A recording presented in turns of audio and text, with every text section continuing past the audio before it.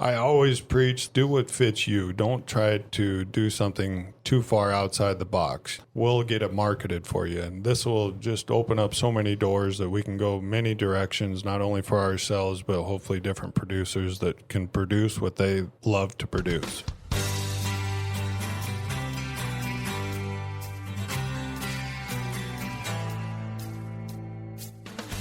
A new sheep feeding facility has been proposed and approved in Stillwater County, Montana. That was Henry Hollenbeck as he joins us today on Next Year Country to share his family's plans for a 120-foot by 450-foot enclosed feeding facility in Molt, Montana that has a potential $7 million impact in the state.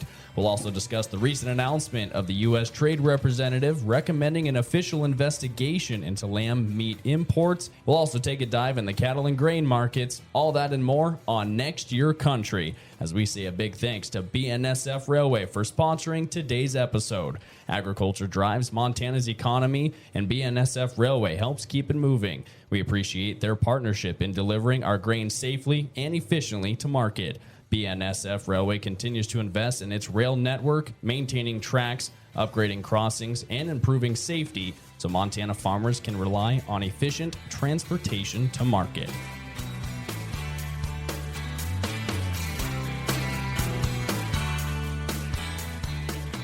Welcome back to Next Year Country. I'm Colton Young, joined by my fellow broadcasters and market maniacs, Coulter Brown and Andy Schwab. And Andy, I didn't wish you the other day, but happy belated birthday. Thank you. Looks like you had a fun time out on the lake. Yeah, but I didn't give on my one birthday wish, though, for you never to ever say something like that again. Oh, I thought it was pretty good. The market maniacs. Better, I would say. Improvement. No, that's pretty good. And thank you. It was a good day on Sunday, having my birthday. A lot of friends and family came in, and we're on the water all weekend. I look like a little lobster now, but it was certainly hot. Holy smokes, was it hot this weekend. Oh, man. Yeah, Coulter, you were partying hard in Huntley there at the concerts. Oh, man, we sure did. I got to introduce Chancey Williams and Daryl Worley, so that was a lot of fun. I thought that Friday night was hot, and I had no idea how much hotter it could get, so just sweating bullets, but boy, it was a blast. The real highlight, though, was the Grease Pig Wrestling on Saturday night, because we had a team in it, not myself personally, but KJHL sponsored my boys' teams, Owen and Hudson, who are 9-7, and had two friends join them, and they won the Pee Wee Pig Wrestling. So big win. They say I don't get a cut of the money. Doesn't matter if you sponsor the team, but was pretty proud of the boys nonetheless. I honestly, if you guys see that video, Owen, he just ran over and grabbed it. Like the other three kind of corralled it, and he just grabbed that pig and just put it in the bucket almost by himself. It was just Sheer determination. It was amazing. It's the advantage of having younger sisters to pick on. He's got a lot of practice. What did you say, 9 seconds? Yep, 9 seconds they got Wow. their pig in. And, of course, they're just little ones for the little kids. But then, boy, the adults, they got to wrestle. Those pigs must have been at least 150, 200 pounds. They were sizable. Well, maybe next year we'll have to get a team in here. I'd pay to see Bo Swayze in a pig wrestling team. That would be pretty funny. Well, people will pay for it, so you bet. Maybe KGHL. That's funny. Well, it definitely was a pretty busy week as far as market news and, of course, Ag Headlines. Andy, we'll kick it over to you to see what's been going on here so far this week. Yeah, as we do, we say thank you to Nutrilix, the total livestock supplement. Nutrilix liquid supplement is specifically formulated to provide the nutrients your cattle need to maintain good health and provide a renewable income on your investment, especially in the summer drought conditions that we're seeing. It is easier and cheaper to supplement grass now than it is to feed excess hay later. Certainly, as we mentioned, it's been a hot one around here, and record-setting temperatures almost in Forsyth. I think it's 115 degrees. I personally experienced 113. That was certainly hot, but something hot off the news is the U.S. Trade Representative, Jamison Greer. He's asked the U.S. International Trade Commission to investigate whether rising imports of fresh, chilled, and frozen lamb are seriously harming the domestic industry, sheep industry, that is. You guys probably remember back, I think it was in October, maybe last fall, that the U.S. or the American Sheep Industry Association had asked the U.S. Trade Representative to dig into this and see if there was, issues with that. And the U.S. Trade Representative comes out and says that they recommend a formal U.S. International Trade Commission to launch a safeguard investigation. And then it's also the first major step towards, determining whether the imports have seriously injured the U.S. sheep industry. Has talked about if the imports continue to dominate the U.S. lamb market, look at these numbers here. ASI says lamb imports increased by nearly 45% between 2020 and 2024, reaching over 309 million pounds. Imported lamb supplies, about 70% of the U.S. market is average, or import goes to the market. 70% of the U.S. market is from imported lamb. So that is certainly huge, and looking forward, if they come out with this, they could be recommending safeguard tariffs or tariff rate quotas on some of these lamb imports. So a big win for the sheep industry, because this is what they pulled for last October. Yeah, it was really good to see Ben Lefelt, of course, ASI president, right here in Lavina, Montana, just talk about how important this really is to the industry as a whole and to every producer from every single level. Of course, the new executive director, Mike Michener, also said that it comes down to a national security risk and kind of a food safety concern when we're looking at how much of the market is dominated by lamb imports, and it needs to be addressed pretty quick. So definitely a lot of optimism moving in that direction. Well, there's no question that imports of lamb are a problem. I think the question now is, what is the Trump administration going to do about it? Will we see increased tariffs? And what difference will that make? Because I think the fact of the matter is we do not produce enough lamb in this country to fill the demand. Yeah. So to some degree, we need the imports to meet that demand. But is there going to be a benefit to producers? I think there has been harm to American producers from those imports, but are they going to provide a tariff that will help producers and not hurt demand for lamb? Because we don't want to bring overall demand for lamb down, but the question is it being dumped? I think the numbers you quoted there, Andy, would kind of support that when they're coming in at below the price that the U.S. producer can offer it. So it'll be interesting to see how this shapes up. But at the end of the day, what we need is more American lamb being produced. Well, and another thing that we need, water. Water is a very important one. And Wyoming Senator Cynthia Lummis has introduced the Farmers and Ranchers Relief Act of 2026. Now, this legislation is aimed at clarifying the Clean Water Act exemptions, mostly for the routine farming and ranching activities. Let's break this down a little more specifically. The bill centers around the Section 404F of that Clean Water Act, and maybe even more so the exemptions that are voided under the recapture provision.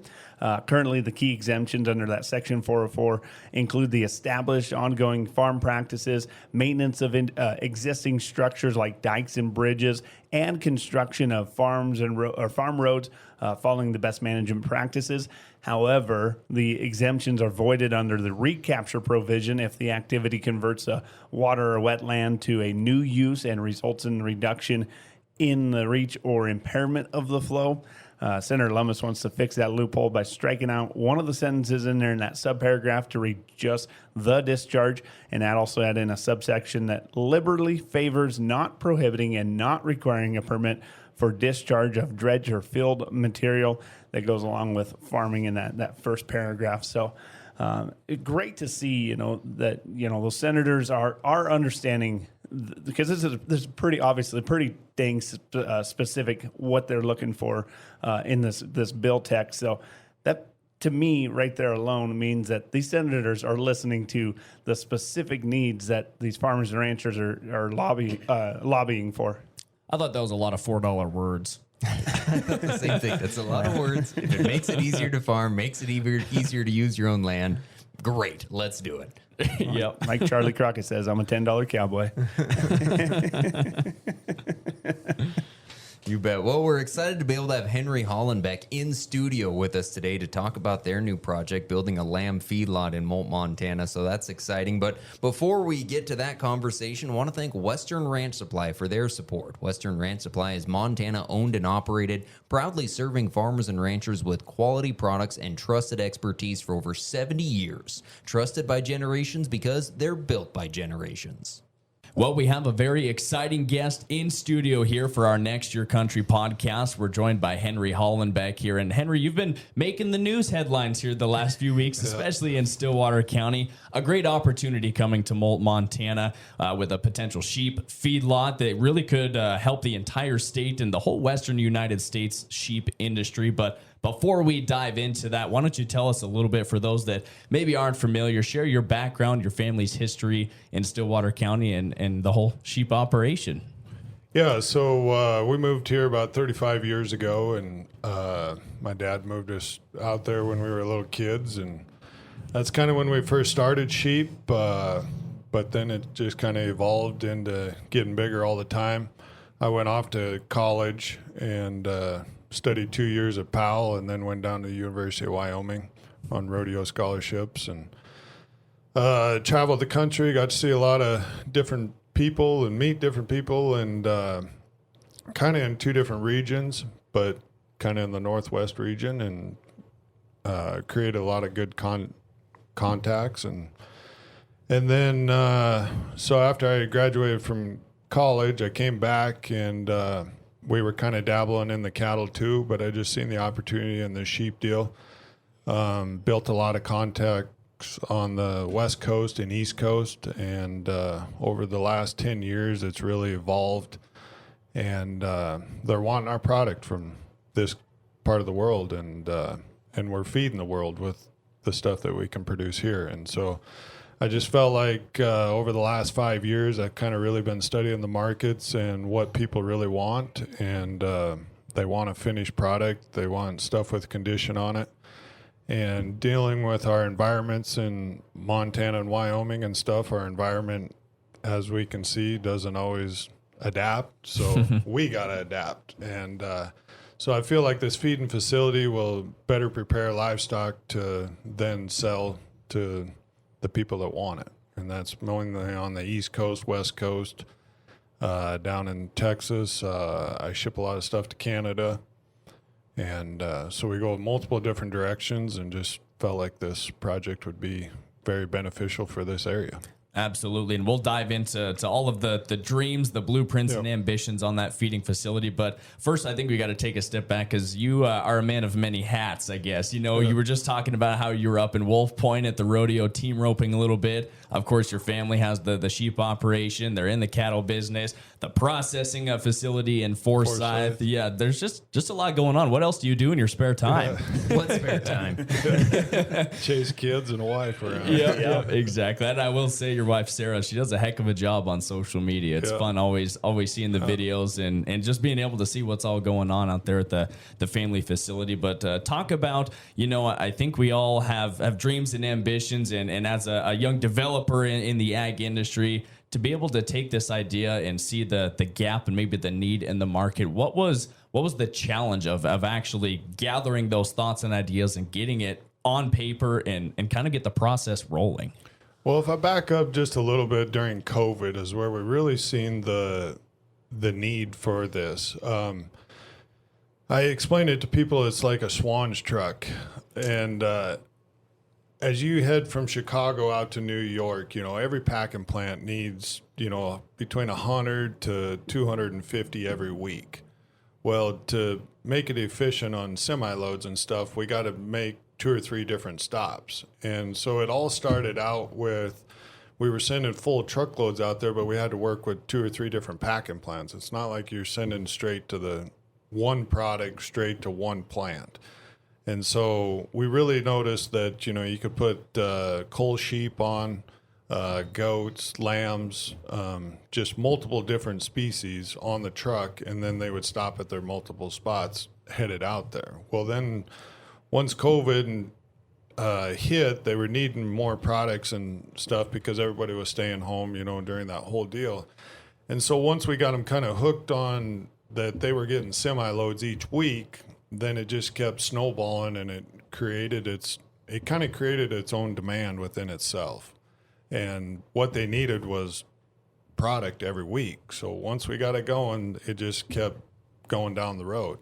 And so that's how the whole model kind of started, is we got to be able to accumulate a bunch of different product, and everybody's got something different in the sheep and goat world. You know, somebody's got 10 head, somebody's got 100 head, but they just needed a spot to come together at all. And the sale barns have did an excellent job, and I'm not trying to take that away, but it allows me to consolidate stuff and get stuff fit to fit the marketing at the other end of it. Are you consolidating stuff right now, or is everything that you're kind of shipping out just your family's? No, I'm consolidating multiple. Like, we're loading a couple trucks here this morning. That's why Sarah couldn't be here. And, there's goats, there's nannies, there's billies, there's bucks, there's coal ewes. I mean, it all goes on the truck, but it's going to different spots. And so we're conglomerating it right now. And on the demand side of that, that's almost all driven on the ethnic side? Yes, most of that is driven on the ethnic side. The feeder lamb deal, a feeder lamb, you can start marketing them at 90 pounds. From 90 pounds to roughly 110 to 120 pounds will go ethnic. And then once they get past that weight, then they go conventional and go into the bigger packing plants. So you can start marketing a lamb at 90 pounds and then move on. And that's what I've explained to a lot of producers is, I've always preached to them, fit what fits your environment, which is your operation, where you live, what you have access to. Don't try to think too far outside the box. Do what fits you, and then let us market your stuff of what you got. Whether that's goats, you choose to do goats versus sheep or lambs or ewes or replacements or whatever. Do what fits you, and we'll help you do that. And that's what this facility is kind of designed for. But that's transformational for the producer because now you have more than one avenue to go. If you've got a 60-pound lamb, it could go to the traditional feeding market, but there's someone that wants that as well for the meat. For the meat, yeah. And so most of the ethnic stuff is a lighter weight, but they want condition. Well, you don't have access to the grain to make that condition. So you sell it to me, or we'll custom feed it for you to get that condition on it and then put it to the market. Wow. Definitely a major avenue, not just in, Stillwater County in Montana, but really the potential could reach across the entire country. Let's dive into the blueprints, the details of this feeding facility. I know in several of the reports, and like we said, you've been on the news a lot here lately, but a lot of them have talked about your travels across the country, looking at different plants, feed yards, etc., to really combine what would work best for you. Talk about your travels and what you wrote down as far as getting this onto paper. Yeah. So, and that's been a lot of the confusion on the news side of it, is what it actually consists of. And so I took a tour out in eastern Nebraska, northwest Iowa, and eastern South Dakota, and I went and toured for 2 weeks, different barns and stuff. And I toured from hog operations to cattle operations and different facilities. And so in retrospect, I'm combining a hog operation with a cattle one to make a sheep one. Interesting. And so the barn design itself is a lot like a cattle one, but the slatted floors and the pit system is a lot like a cattle and a hog operation. Describe what it'll look like a little bit, because I've heard the title pit barn thrown out there. So what does that look like? Yeah, and the misconception is it's enclosed barn, like a hog deal, but it's not. It's an open-sided with tarps that kind of go up and down depending on weather and stuff, and that's where it fits the cattle side of it. So we can enclose it all, or we can lift the tarps and have it open-sided. And then the pit, there's an 8-foot pit under the whole building. So it'll hold up to 2 million gallons of manure and stuff and water. Wow. And so, so I kind of went that route. So it's all enclosed. It's all underneath. And it's an innovative system that I think is going to head to the feeding world anyway, with the efficiency of feed and the livestock. Of course, when you were planning this, it started drawing some opposition a little bit from some of the neighbors and some of the folks around the area. But you were able to, have a couple of those county commissioner meetings, but it sounds like those meetings come out and said that you also will have some regulations that you're going to have to follow too, and provide.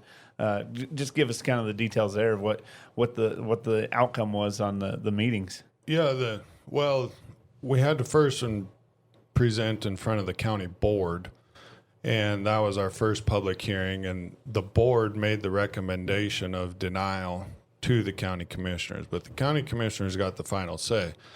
Then all the comments come in, pouring in on both sides, and we started kind of rallying these different organizations behind us with agriculture and stuff, and got the sheep industries and the cattle industries behind us because we were fighting for ag.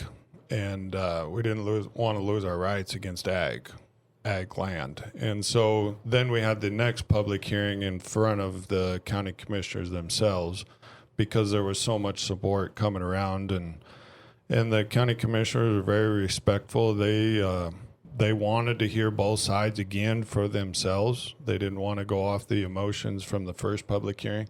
And so that's what really helped us, is we come with data and some facts and presented it in front of them, and then the organizations come together also and presented for us, and and it just opened up everybody's eyes on the potential of this for the whole ag industry. And this isn't something that you just purchased the land last week and had this big old plan and just moved right in. According to a few of the articles, this was bought by your dad, Mike, in like 1998 or something. So you've had the old elevator in Molt, Montana. You've had the land for a while. Now it's time to just develop and get the process going. So the elevator was a Molt for many years. And then my dad kind of bought it on a whim, and then him and the Visser family have ran it for years and kept grain going through it. But it's kind of ran its course again, and it needs a new uplift to it and new ambition to the elevator. So I'm transitioning it and adding an enterprise and kind of taking over the elevator and buying it from them eventually, and adding this enterprise so that we can make it all have a new facelift, is basically how we're going to put it. Well, thinking of that initial meeting that was held, obviously you heard a lot of pushback from the community. Yeah. What were those concerns? I mean, I'm assuming it was people worried about the smell and the noise, but what were those concerns? And then how did you try to react to quell some of the concerns? Yeah, so a lot of it was smell and flies and noise were the main concerns. And on the fly side of it, I don't want them either. So we're going to be mitigating that with, different tactics. And then the problem with the noise and the smell is it's zoned ag. Or it's not actually zoned, but it's been ag for as long as Molt's been a community. Right. So my argument there was, if you've moved there or purchased something, that it's ag when you enter the community, and it's surrounded by ag. So that was kind of the argument that we were just going back and forth on. Like, we're not changing the purpose of the land, and I think that's what's important. And it was emotions against rights of agriculture. And so that's what we were fighting for, was the rights of agriculture. So it's not only just a win for our family, our area, but I think just agriculture in general. And it seemed like I even saw some folks from my hometown of Powell, Wyoming, coming up and pushing for this as well. Yeah. It wasn't just Molt, Montana putting a word in on this. Yeah, it's a wide region that this is reaching out to. And that's part of the sheep industry. You got to go a ways. We'll be buying lambs from Idaho, Utah. I buy lambs out of Colorado, Wyoming for sure. We work the sales in North Dakota and South Dakota, Newell. We'll bring some stuff back this way. And so I think the auction markets too will see the benefits of this also, just because we need stuff at all times. I mean, this facility is for year round, and that's what fits the ethnic part of it too, is they need stuff year round, and it's just more and more all the time. It is a little bit seasonal. When we get into these hotter months and stuff, it does slow up, but you got to have stuff ready for when they're ready. You bet. Well, it sounds like it's almost serving as a central hub, really, for this whole western side. My question is there anybody in the country that has this already, that is doing this, or maybe not even to the scale that you're putting together? Not. There's a lot of bed pack systems, bed pack barns and stuff like that. But as far as these pit barns, this is the first one that I know of. And I've heard of some other slatted floors, but they're external floors. They're not in a pit system.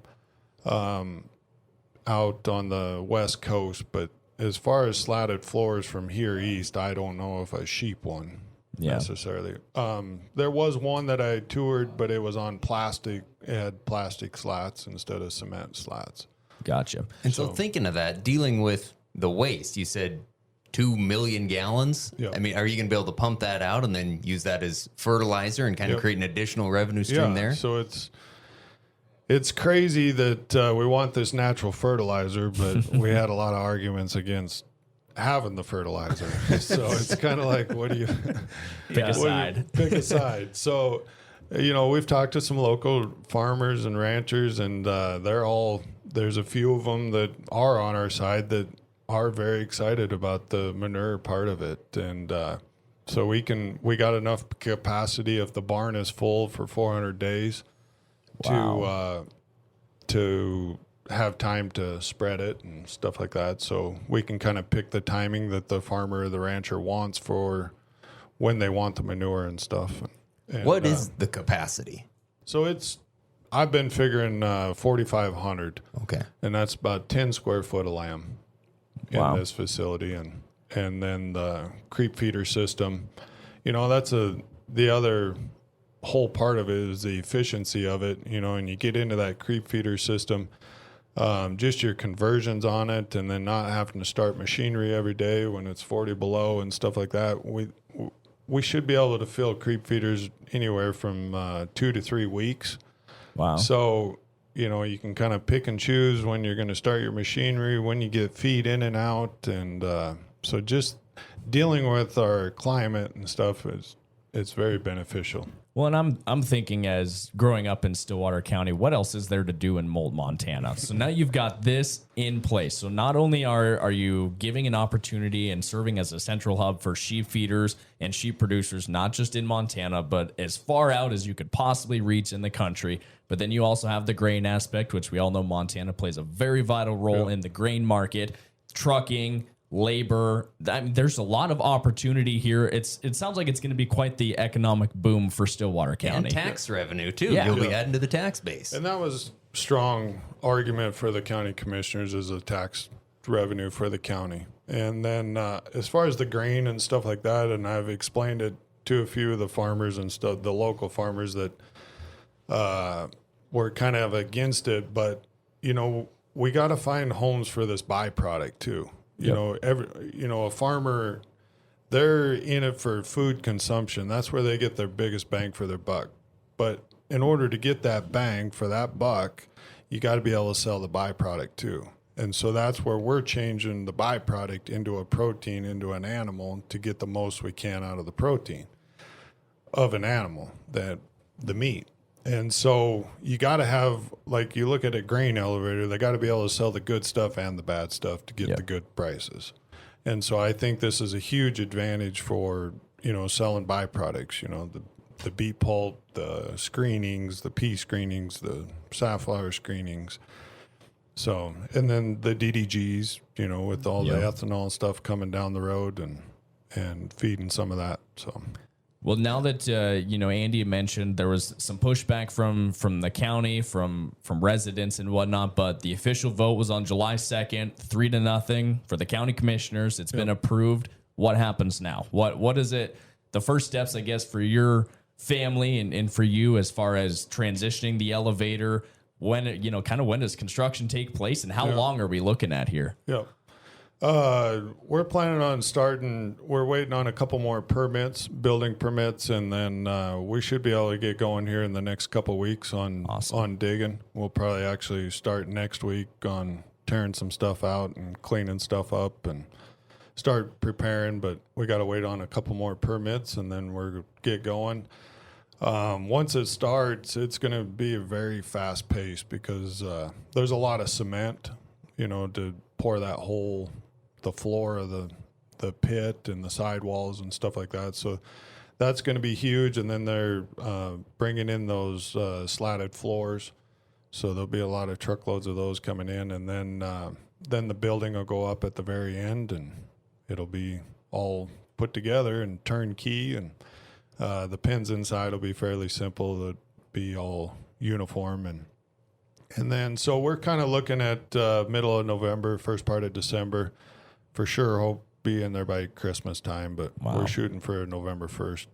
Now, in their approval, the county commissioners included a few conditions things they were asking of you. What does that include? They had some normal ones like, address and parking for employees and stuff like that. But the additional ones that they added were a land barrier. So just like a berm, and then maybe some trees, and then a fence. And so I was very pleased with that, and very acceptance to all that, because it can benefit all of us. And bottom line, I've always been on the side of, I'm trying to preserve Molt myself, and create a economic driver. And so there's some huge advantages, and we just got to keep moving forward with it. And I think people will accept it once we get it rolling and get it going, and see the impact that it's going to do to the community of Molt. And even though we're getting a lot of pushback and stuff, we just got to put it on our shoulders and take it with us, and hopefully it'll make everybody happy at the end. It's a big step to take, and it's one of those that when you talk about it, you can picture a lot of different thoughts in your head. Like, I'm sure my image in it is way different from what you have, but once it's up, once it's rolling, once people see the impact that it makes, I think it'll be exciting to see. Just from what Coulter brought up as far as kind of a labor perspective, he also brought up the tax revenue. What are you expecting as far as employees? Are you looking at, hiring 5 to 10 people right away? What does that outlook kind of look like? And that's been kind of the thing up in the area. It's not going to take a lot more employees. Yeah. Just because of the efficiency of it, and you got to make it efficient. But there'll be, we'll be processing lambs, and we'll need extra crews at different times. But there'll be some, probably 2 full-time employees, and then we'll substitute more. I'll make my wife go in there and load trucks. That's what she gets for missing the podcast, right? Yeah. So, but it's supposed to be efficient. Yeah, I mean, that's absolutely. why we're building it. And but we got plenty of employees at the ranch also that will kind of come in and out. And then, and another huge deal with the wool lab opening up and doing I'm hoping it opens some doors for some research with the new wool lab coming. And then we always get phone calls every year for interns. Yeah. And allowing young producers to come in and kind of see what it's about and the pros and cons to it, and so they can move on with their direction. And Sarah and I have been huge advocates for young producers, and we really, really, really try to help them out as much as we can. And so I'm hoping that this will entice people, and we can build this program to where we can do some lease sheep and share sheep, and help some young producers get in it. With the cattle industry the way it is, it's hard for entry level in the cattle, and so this might be your first stepping stone of getting some sheep to be multi-species eventually. And the buyback programs at some of these county fairs you were talking about too as well. Yeah, and so it's tough to feed the way we're feeding right now, but with a facility like this, the buyback program to help all these county fairs out and have a spot to go with these lambs and goats after the county fairs, that's going to be huge for the businesses too. If they see a good buyback program, they can give a little bit more, and that's all. Whether it's me buying the buyback and the business paying the money, the kids are getting it all. And that's what it's about, and that's the bottom line. Speaking of sheep prices, a lot of people might be paying attention how high these cattle prices are, but sheep prices are doing pretty decent right now as well, it seems like. Yeah, so we're bouncing around, 3 to 320 fat lambs right now. Wow. And so we're getting up there close to $400 a head, That's or awesome. over $400 a head for a fat lamb and stuff. So, and these producers, 85-pound lambs yesterday were bringing anywhere from $260 to $270 a head. You get up around 100-pound lamb, they're bringing $300 a head. So, I mean, that's pretty good return right now. Well, it's the highest we've ever seen it. I've ever seen it. From a timing perspective, for you to be able to go and make this investment to expand it, can't really be a better time. I mean, it's as good a time the sheep industry has seen in decades, especially with the demand we see for lamb at the retail level even. Boy, I can see wanting to expand in the business at this point. So, and that's, when markets go up, they go down, and so we got to be prepared on the downward side of it.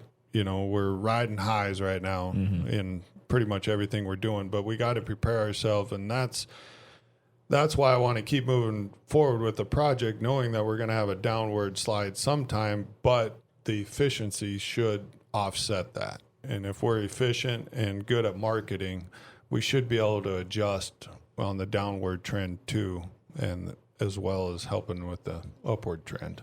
Well, Henry, as we start to wrap up here, we don't want to keep you from getting the work done. We know there's a busy time of the year. The AC's on in here. Sarah's fine. She's got it taken care of.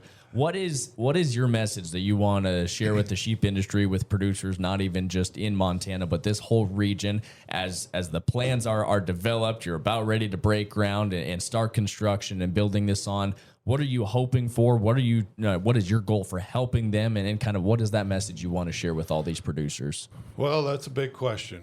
Yep. But, I just hope it's in our marketing and the way we've marketed over the last 5 years and stuff, just let it keep moving in the direction that it's going. And I always preach, like I did at the beginning of the podcast, do what fits you. Don't try to do something too far outside the box, and we'll get it marketed for you. And this will just open up so many doors that we can go many directions, not only for ourselves, but hopefully different producers that can produce what they love to produce. And that's whether it's a goat or a sheep or whatever it may be. In the big picture, it's our future's bright, and I think we got to do some infrastructure stuff and to make things brighter. And this is one of them that I'm willing to put in the time and the effort and the financials to do it for everybody. And just have patience, and it'll come before we know it. To be able to see an opportunity and capitalize on that, it's definitely exciting from our side. So we appreciate all the efforts and the work that you're doing right now for the industry. And another thing that it's kind of turned into a Cinderella story. We've been beat up a little bit and went through some hoops and stuff, but I think in the outcome it's going to be a Cinderella story where we can all sit back and say, wow, Molt has a wow factor to it. You bet. That's what I'm hoping for. Well, and you hope the community will say that too. This Yep. is the biggest investment anyone's made in Molt in decades. Yep. And so hopefully they can look back and say, this was a good thing. We were concerned, but this was good for us. People are going to know where Molt's at now. You bet. Put it on the map. Well, we sure appreciate you coming in and sharing your story. And we're looking forward to when you're ready to break ground and open up. And I'm sure we'll come out there and see what it's all about. Thank you, guys. Well, thanks a bunch for coming in, Henry. Appreciate that conversation. As we move into our markets, want to thank Montana Farm Bureau Federation for sponsoring this segment. Montana Farm Bureau is leading Montana agriculture toward a future with a prosperous ag economy and thriving rural communities. Become an advocate with Montana Farm Bureau and help protect the future of Montana ag. Learn more at mfbf.org. Well, there's been a whole lot going on in these cattle markets lately. It's July, so that means just one video sale after another here. And kind of interesting to watch these sales. Of course, last week we had the Superior Livestock Week in the Rockies, Western Video Market with a sale this week. And boy, we are sure seeing the downward pressure coming from the futures market. I was looking just today where we had a sharply lower close. And in the last 3 weeks, the feeder board's down $24. So we've given up a lot of ground here. And I think that is being reflected in the prices we're seeing on the video here. I think in last week's Superior sale, those calves were anywhere from $10 to $30 a hundred lower compared to where they sold in June on the Corn Belt Classic. So that's about a 2 to 5% drop, kind of depending on the weights there. But I think you have to keep the whole thing in perspective. If you compare back to last year, these light calves are $1 to $1.35 a pound above where they were a year ago. The heavier calves, they'd be $80 to $100 a hundredweight above last year. So that's still a 20 to 30% gain in a year, and just outstanding prices. I mean, the yearlings were sure stronger here this month than they were last month. I think they were up $5 to $7 and probably $50 a hundred above where they were a year ago. So they're strong prices, but boy, there is some uncertainty in this market right now. I thought that was I guess that was my expectation, and I know when we talked about it before the summer video sales season kicked off, we said that we know prices are still going to be very strong. The question is, when you start from that first sale, go into the middle, the peak of the summer run, are we still going to see that 20 to 30% jump that we saw last summer? And we all kind of said, not really. It would be tough to do. And I think that's just what we're seeing. We started off really hot coming into it early on as drought was a major concern. But as we've seen, we've gotten a decent amount of rain coming through. There's been a little less drought worry, I guess, still definitely some out there. But then you also talk about just kind of what we're seeing in the overall and the cattle futures and running into a little bit of headwind. So You can't be mad at what the prices are for sure in that sale, but definitely interesting to see it kind of settle down here in the peak of the summer run. Yeah, it makes you wonder what is going to come with these cattle futures, because we haven't found where this is going to turn back around yet. It seems like, oh, we're going to get there soon. I honestly, I really did think this was the week that we were going to see the turnaround and that these futures were going to start climbing. But, man, it just hasn't happened. And you look at the box beef, kind of the fundamental drivers behind it, the box beef and the cash cattle prices, they, too, have just been on a pullback. And so I'd have to look seasonally if it's matching the seasonal trends or not. But I honestly, I think it's pushing a little more pedal to the metal than I'd like to see. But like you guys are saying, it's not exactly mirrored in the local sales anyways. Well, especially when you say you can't be mad at these prices. I mean, I talked about the changes we've seen, but let me quote some of them here. Light 4-weight steers topped out at 682.5. That's for a light calf, and boy, the demand for them was just through the roof. Those 450 to 500 pound steers, they average 585. Light 5 weights sold as high as 602. $3,200 a head. I mean, the average on those light 5 weights is $538. The bigger 5 weight steers average right at $5. 6 weights range anywhere from $435 to $472. So strong values across the board. I mean, if you'd have told your granddad that one day calves will bring this kind of money, they just flat out wouldn't believe you. I mean, I remember the first time we sold calves over $1 when I was a kid. So it's amazing how far we've come. But I think, like you mentioned, Andy, there is some concern, some pressure. I think we are looking at fairly seasonal movements, especially in the beef prices right now. It's not uncommon to see prices come down in the heat of the summer, especially as hot as it is right now. But you also got to remember, from a macroeconomic perspective, we are looking at some inflationary pressure, fuel prices where they are. I think that does affect the consumer pocketbook in some way. So is there cause for concern? Maybe. It ain't turning.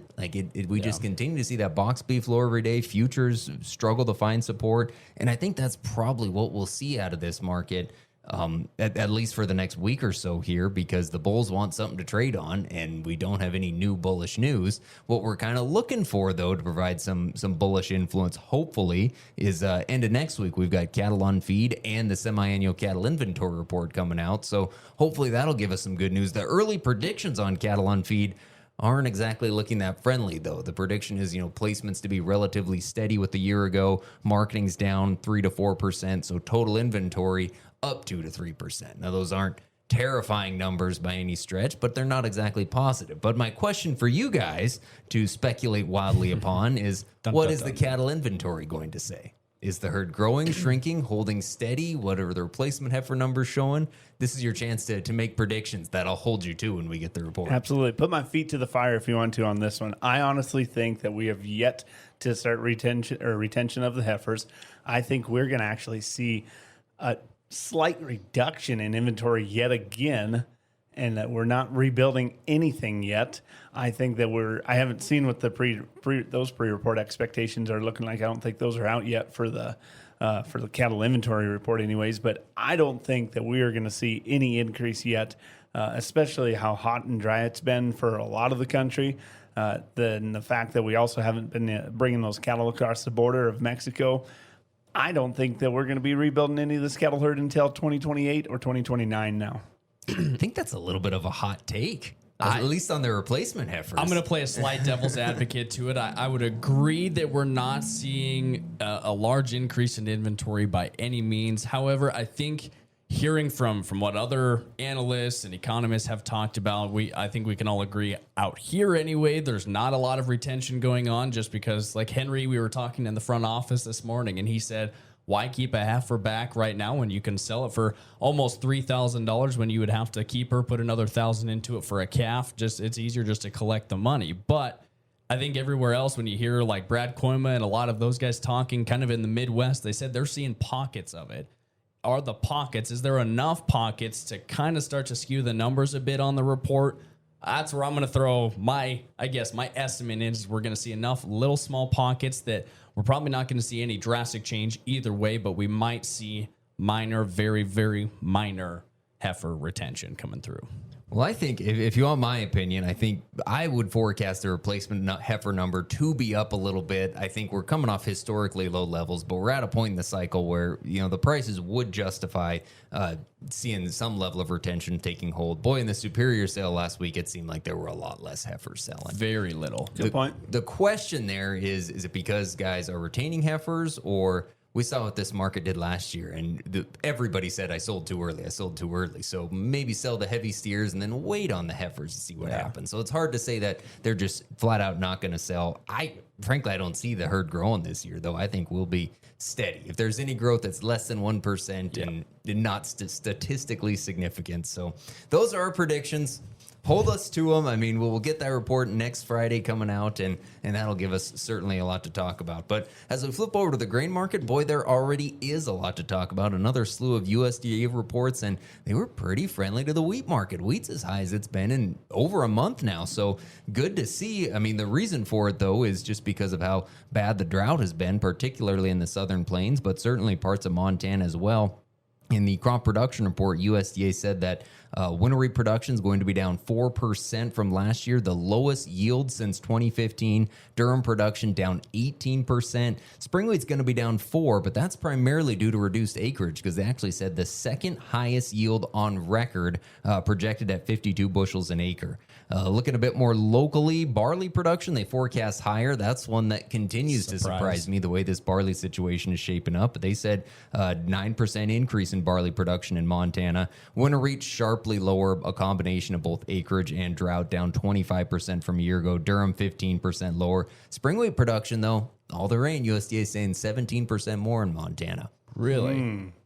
What do you think? But what's this heat do to it? The heat that we saw, I mean, did it come at the right time? Is it going to start curing it? I think you and I were talking about this, and maybe it was more so in the winter wheat conversation that this heat came at the exact right time, because we're starting to see those custom cutters coming rolling through here. Is that going to put the protein level just sky high now because it's coming right at the right time? You had all that moisture in the ground, and then bam, huge triple-digit heat wave come through. I don't know. I think that the protein level could be pretty good, but I don't know what it's going to do to the spring wheat if it's not under a pivot or under some irrigation.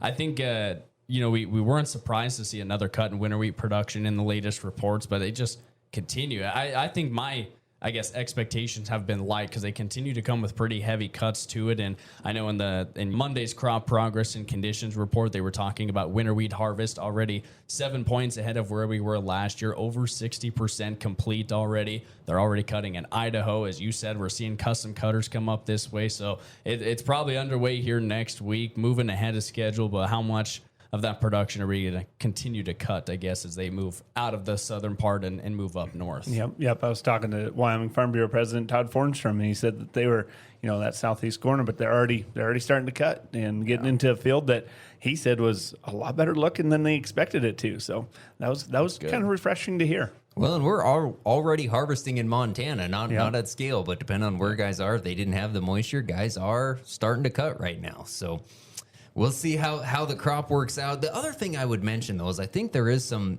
bullish potential for the wheat market, and maybe because I'm always bullish on anything agriculture, Broncos, or Bobcats, but really, you start putting these things together. I mean, decreased wheat production is beneficial to the price. We know that. USDA also put out their WASDE report, and they reduced the estimate for U.S. ending stocks. They reduced the global stocks estimate, and, we're hearing about drought in Europe. Is that going to pull wheat production lower? They've already said that Australian producers are going to plant more canola and so decrease the wheat production there. Canada's going through some drought and has reduced acres with producers turning to other crops there as well. And then just this week, we see the conflict between Russia and Ukraine escalating. And now they're talking about, 20 to 30% of Russia's wheat exports can't go because of the damage to the infrastructure. Another strait has been closed. I can't remember what this strait is. I didn't know straits were going to be so important. I should have paid better attention to geography. I was just going to say I slept through too many history lessons and didn't pay attention as much as I should have. But that conflict increasing, I think there is a little opportunity here for the wheat market to move higher. Now, it doesn't happen fast, but boy, we've seen a little potential here over the last 2 weeks. So hopefully we can keep that trend going. Keep it going as we head into harvest time for sure. Yeah, definitely good to see up 20 to 25 cents, I think, in the last 2.5 weeks. So we'll keep the optimism rolling. But next week, we have quite the unique opportunity. We're going to leave Andy Schwab in the office, so that's the opportunity that Coulter and I are looking forward to. Is that a mermaid? We will be recording the Next Year Country podcast next week from the Sip and Dip Lounge, as we're going to kick off our annual For the Farmers Tour, heading to Great Falls in Tuesday next week, and then Thursday we'll be in the Conrad area as well. Going to visit a lot of producers out there and have a lot of sponsors and friends come along with us and just say thank you. So look forward to having a great conversation as we head out to For the Farmers Tour next week. You guys go. I know where there's cold beer here. And I also know where there's a dang good steak waiting for me with my name on it. That's out at Vermilion Ranch. Of course, Northern Livestock Video Auction has our Summertime Classic coming up next week. 151,000 head of cattle that they're going to be selling, 15,000 head of sheep on that. That's going to kick off Monday. It's going to go Monday, Tuesday, Wednesday. You can find me at Vermilion Ranch on Monday night. Going to be a very busy week, but a fun episode we'll have coming to you next week on the annual For the Farmers Tour. But that's going to wrap up this episode of Next Year Country. We'd like to thank all of our sponsors, and once again, thank Henry Hollenbeck for joining us on here. For Coulter Brown and Andy Schwab, I'm Colton Young. We'll see you next time.